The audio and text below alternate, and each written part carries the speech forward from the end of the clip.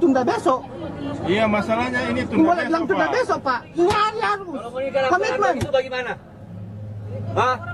Kalau Bapak keadaan begitu bagaimana? Hah? Hah? Tragedi Adam Air penerbangan 574 pada 1 Januari 2007 adalah salah satu tragedi kecelakaan pesawat paling tragis di Indonesia. Bagaimana tidak, pesawat Adam Air Boeing 737-400 jatuh di Selat Makassar dalam penerbangan dari Surabaya ke Manado, menewaskan 102 orang akibat masalah navigasi dan cuaca buruk. Hari yang semula dimulai dengan rutinitas penerbangan biasa, berakhir menjadi salah satu tragedi penerbangan terbesar di Indonesia. Sebuah pesawat Boeing 737-400 bertolak dari Bandara Juanda pukul 12.59 siang, 1 Januari 2007.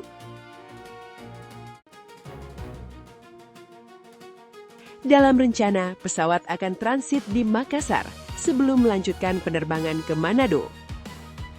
20 menit sebelum mendarat di Bandara Hasanuddin, Makassar, pilot mengabarkan pesawat terkena crosswind atau angin kencang yang membuat arah terbang berubah tak menentu.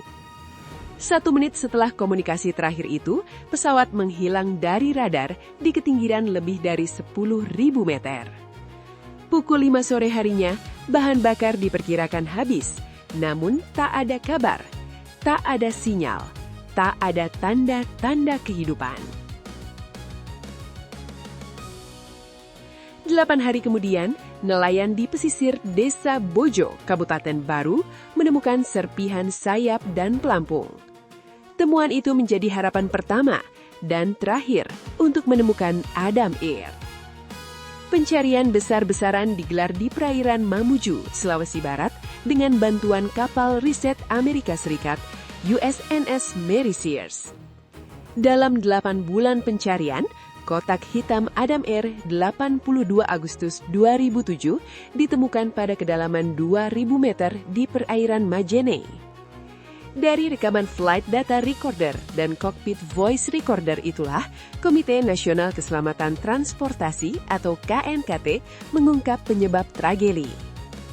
Pesawat PKKKW ini hilang dari pantauan radar pada ketinggian 35.000 kaki, ujar Ketua KNKT, Tatang Kurniadi, dalam keterangan pers di Gedung Dephoek Jalan Medan Merdeka Barat, Jakarta.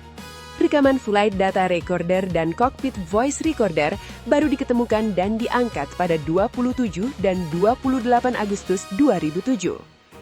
Hasil analisa CVR menunjukkan pilot mengalami masalah navigasi sehingga perhatiannya terfokus pada permasalahan International Reference System atau IRS setidaknya selama 13 menit terakhir penerbangan.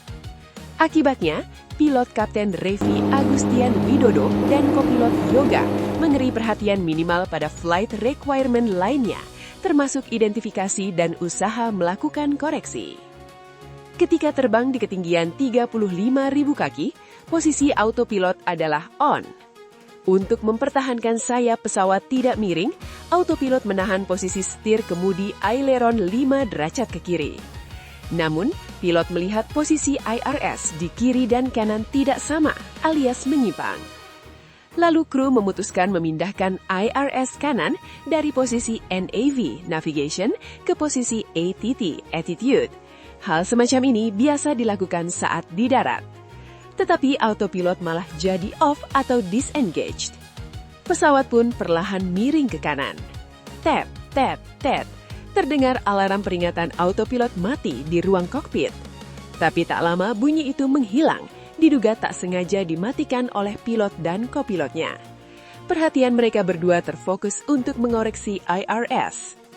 Karena autopilot mati, seharusnya dikemudikan secara manual oleh pilot, namun mereka tidak sadar kalau autopilot mati. Jadi pesawat terbang tanpa kendali. Kata investigator KNKT Marjono, bila IRS bermasalah, pesawat masih bisa terbang. Apabila alat ini bermasalah, maka sebaiknya tidak usah diotak-atik dan menghubungi tower bandara. Imbuh Marjono. Tiba-tiba terdengar bang angle sebanyak 3 kali yang merupakan peringatan bahwa pesawat telah miring ke kanan melewati 35 derajat.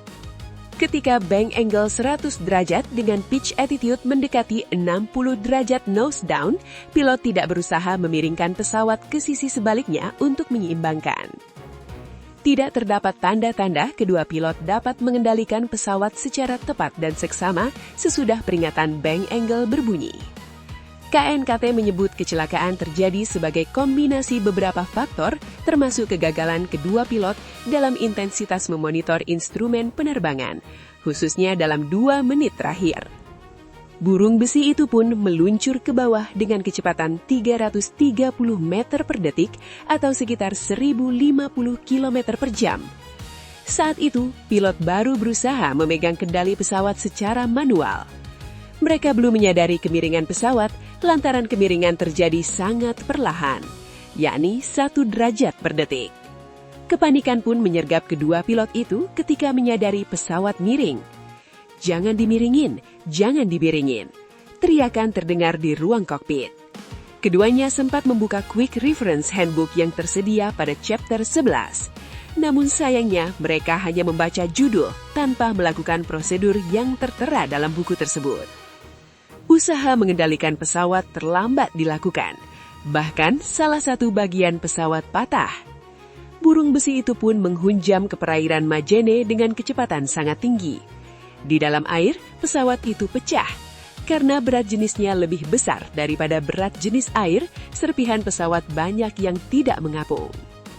Saat itulah nyawa 85 orang dewasa, 7 anak, 5 balita, 4 awak kabin, serta pilot dan kopilotnya melayang. Jasad mereka terbubi dalam laut. Peristiwa ini mengungkap masalah keselamatan penerbangan di Indonesia, memicu reformasi, dan akhirnya menyebabkan izin terbang Adam Air dicabut pada 2008.